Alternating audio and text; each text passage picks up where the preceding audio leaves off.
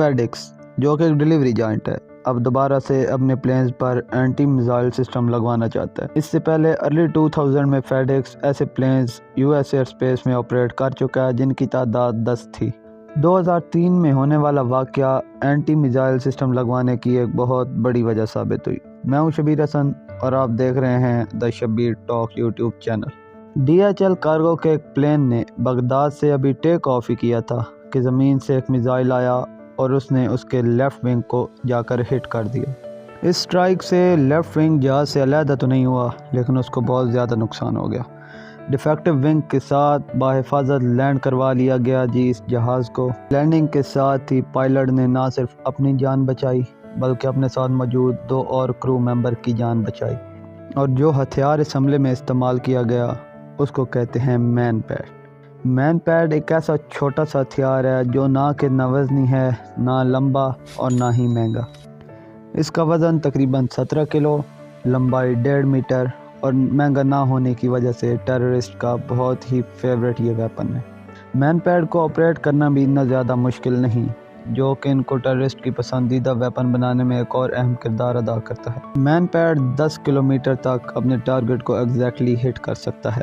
10 kilometre کے بعد target مس ہو تو ہو، نہیں تو 10 کلومیٹر کی رینج کے اندر ٹارگٹ کا مس کرنا ایک بہت ہی امپاسبل بات مانی جاتی ہے مین پیڈ کے لیے۔ اور اس کے علاوہ مین پیڈ سے نکلا ہوا میزائل تقریباً 6 کلومیٹر تک اپنے ٹارگٹ کو فالو کر سکتا ہے، وہ بھی وداؤٹ اینی ہیزیٹیشن۔ مین پیڈ اپنے ٹارگٹ کو فالو کیسے کرتا ہے وہ ہے بہت ہی سمپل۔ مین پیڈ پہ لگے ہوتے ہیں سینسر جو کہ اس کو وہ ٹارگٹ فالو کرنے میں بہت ہی اہم رول ادا کرتے ہیں۔ ایروپلین میں لگے ہوئے جیٹ انجن کا دھواں اور گرمائش ان سینسر پہ پڑتی ہے اور ان گرمائش کو فالو کرتے کرتے مین پیڈ سے نکلا ہوا میزائل اپنے ٹارگٹ کو آسانی سے ہٹ کر سکتا ہے، اور یہ صرف اینٹی ایئر کرافٹ ویپن ہے۔ انہی مین پیڈ کی وجہ سے افغانستان میں ہونے والی جنگ تقریباً 30 سے 40 سال جاری رہی۔ US اتھارٹیز نے مین پیڈ کو ایویشن کے لیے بہت بڑا تھریٹ کہا۔ US اتھارٹیز کی طرف سے بیان جاری کیا گیا کہ man pad combating the threat to global aviation. 1975 سے لے کر اب تک تقریباً 60 بار مین پیڈ کے ذریعے سویلینز ایئر کرافٹ کو ہٹ کیا گیا، جن میں 1000 سے زیادہ جانیں چلی گئیں۔ ان جانوں کے ضیاع کے ساتھ ساتھ ایکس فیکٹر جو اس کے ساتھ جڑے ہوتے ہیں ان میں اکنامیکل ڈاؤن فال سب سے اہم ہے، جس کی تازہ مثال 9/11 ہے۔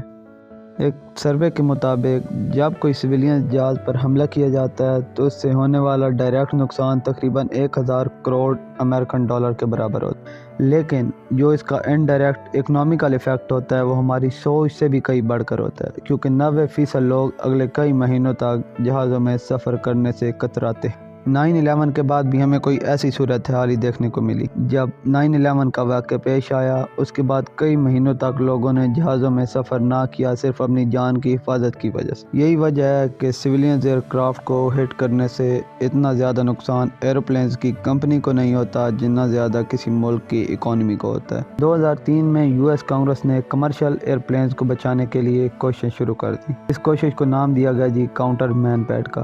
کاؤنٹر مین پیڈ ایک ایسا مشن تھا جس میں ملٹری ٹیکنالوجی کو استعمال کیا جانا تھا۔ ملٹری ٹیکنالوجی کو استعمال کرتے ہوئے کوئی ایسا سسٹم بنانا تھا جو کہ مین پیڈ کے خلاف مؤثر ہو۔ US department of homeland security نے یہ کام 2 الگ الگ کمپنیوں کے ذمہ لگائے۔ ایک کا نام تھا نارتھراپ گراہمن اور ایک کا نام تھا BAE سسٹم۔ BAE سسٹم نے جو سسٹم بنایا تھا اس کا نام تھا جیٹ آئی، جو کہ میزائل ریپلشن سسٹم تھا، جو میزائل کو اپنی طرف آنے سے پہلے ہی ریپیل کر دیتا تھا۔ نارتھراپ گراہمن نے جو سسٹم بنایا تھا وہ بھی میزائل ریپلشن سسٹم ہی تھا، یعنی کہ وہ بھی میزائل کو آنے سے پہلے ریپیل کر دیتا تھا۔ BAE سسٹم نے جو سسٹم بنایا تھا اس کا نام تھا جیٹ آئی، جو کہ 3 کمرشل بوئنگ 767 ایئرپلینز میں لگایا گیا، جبکہ نارتھراپ گراہمن نے جو سسٹم بنایا تھا اس کا نام تھا گارڈین، جو کہ 10 FedEx کے ایئرپلینز میں لگایا گیا۔ تو یہ سسٹم ریپیل کیسے کرتے تھے آئے میں آپ کو سمجھاتا ہوں۔ جیسے ہی مین پیڈ سے نکلا ہوا میزائل ایگزاسٹ کی ہیٹ کو فالو کرتے ہوئے پلین کے قریب آتا تھا، تو جیسے یہ سسٹم کو پتہ چلتا کہ میزائل ہمارے قریب آ گیا ہے تو وہ اپنے لیزر بیم پھینکتا۔ لیزر بیم کی وجہ سے ان کو ٹریک کو ڈسٹریکٹ کرتا، یعنی کہ میزائل جو ایگزاسٹ ہیٹ فالو کر رہا تھا اور پلین کی جانب آ رہا تھا وہ لیزر ہیٹ کی وجہ سے ڈسٹریکٹ ہو گیا۔ تو یہ سسٹم لگانے سے پہلے ایک بار نہیں کئی بار یہ ڈمی ایئرپلینز پر ٹیسٹ کیے گئے اور اس کو کامیاب پایا گیا، تب ہی یہ سسٹم انسٹال کیے گئے کمرشل جہازوں میں اور کارگو جہازوں میں۔ فیڈ ایکس جو کہ کارگو کمپنی ہے، جیسے کہ میں آپ کو کئی بار بتا چکا ہوں، وہ سامان ترسیل کرتی ہے ان علاقوں میں جہاں پہ جنگیں ہوں، چاہے سیلاب ہو، چاہے زلزلے ہوں، انہوں نے اپنا سامان پہنچانا ہوتا ہے۔ ان کا گزر صومالیہ، عراق، شام، لیبیا، اردن ان علاقوں سے ہوتا ہے، جو کہ دہشت گردوں کی ایک بہت ہی محفوظ پناہ گاہ سمجھے جاتے ہیں۔ اس وجہ سے ان کو ڈر مین پیڈ سٹرائک کا زیادہ رہتا ہے۔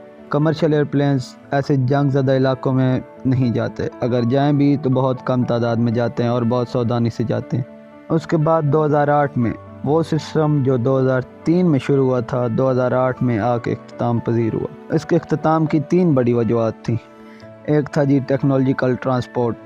امریکن ایجنسیز کو یہ ہر وقت خدشہ رہتا تھا کہ یار جو ملٹری ٹیکنالوجی ہم نے استعمال کی ہے وہ کوئی دوسرا ملک چوری نہ کر لے، کیونکہ ان جہازوں نے دشمن ممالک میں بھی جانا ہوتا تھا، چاہے امریکہ کا دشمن چین ہو، رشیا ہو، پاکستان، کوئی بھی اس کا دشمن۔